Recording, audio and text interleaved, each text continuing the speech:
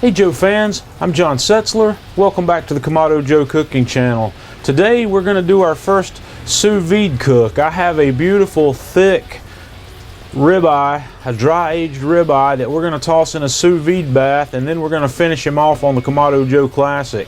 So let's get started.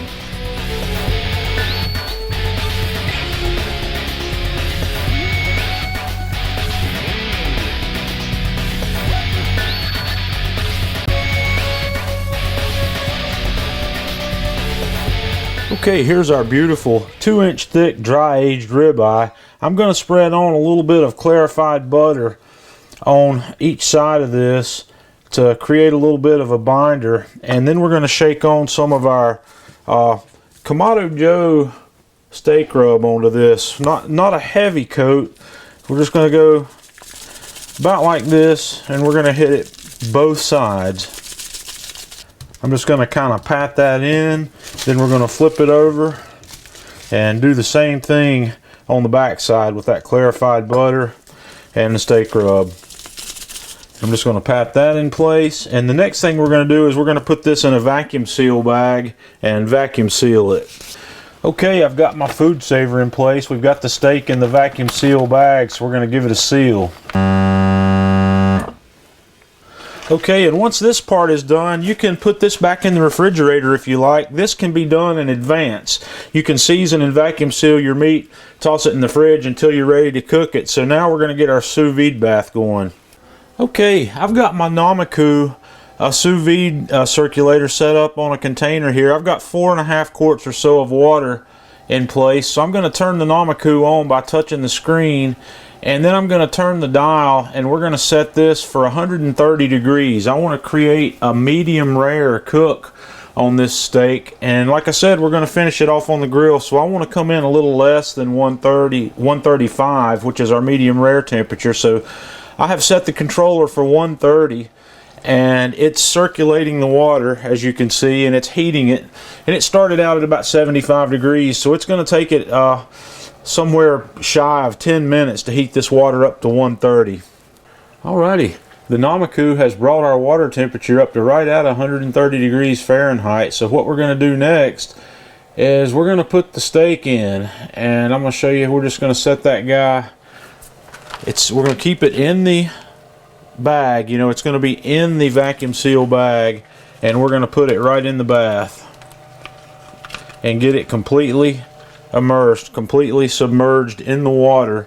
And with a steak like this, you can let it cook for anywhere between an hour and a half and about 4 hours. So I'm going to let this one stay in here about 2 to 2.5 hours, because that's going to pan out to the time I'd like to eat a little bit better. So we're going to let it go, and the whole object here is this will not overcook. It will not cook any hotter than 130 degrees. So we'll be back in a couple of hours, and I'll show you what we're going to do next. I've actually been going here for about 2.5 hours at 130 degrees. So I'm going to turn the immersion circulator off, and I'm going to take the steak out. We're going to cut it out of the bag. Okay, now what we have here is a fully cooked medium rare ribeye. I'm going to spread on a little bit more of that clarified butter that we used earlier. I'm going to hit both sides of it with that. Man, I wish you could smell this thing. It already smells delicious. All we've got left to do now is... let's put that bad boy on the grill. That's right. It's time to put that bad boy on the grill. I've got my Joe Classic fired up here nice and hot. And on the lower rack, I've got my cast iron grill. So we're going to set this steak on here and sear it for a minute to a minute and a half on each side.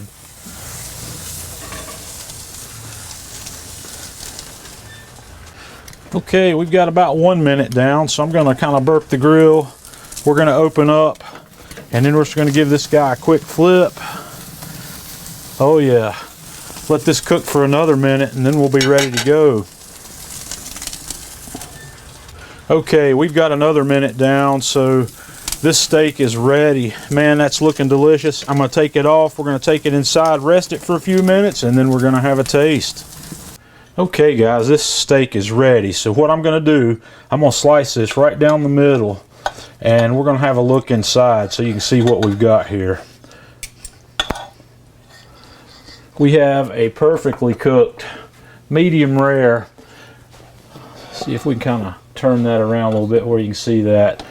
It's got a beautiful color, and one of the advantages of the sous vide cook is that we have a very even cook all the way through the meat.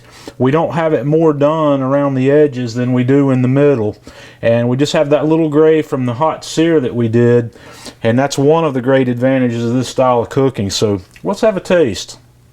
Okay, I can't wait to tear into this. I'm going to cut a little piece off the edge here, and it's just extremely tender as well.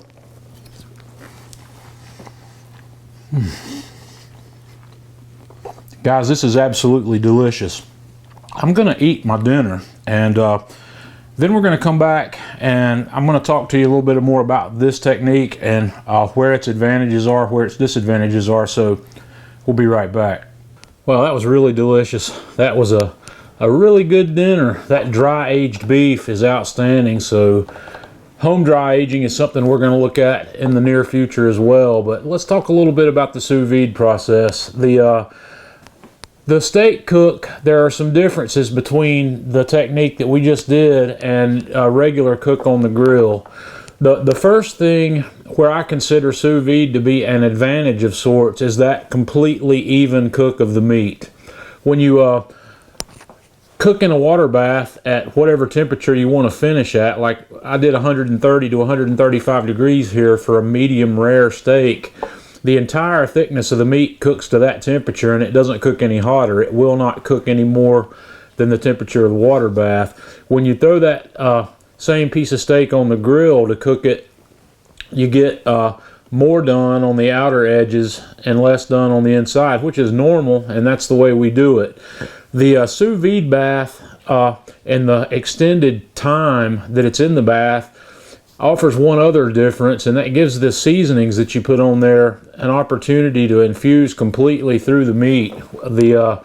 The inner thickness of the steak gets a good bit of that seasoning that we put on there. The Kamado Joe steak seasoning had fully penetrated that entire steak. Where the difference is that a lot of us would consider to be on the negative side is the steak doesn't have as much of the charcoal cooked flavor as you would if you had cooked the whole thing on the grill. So there's trade-offs both ways.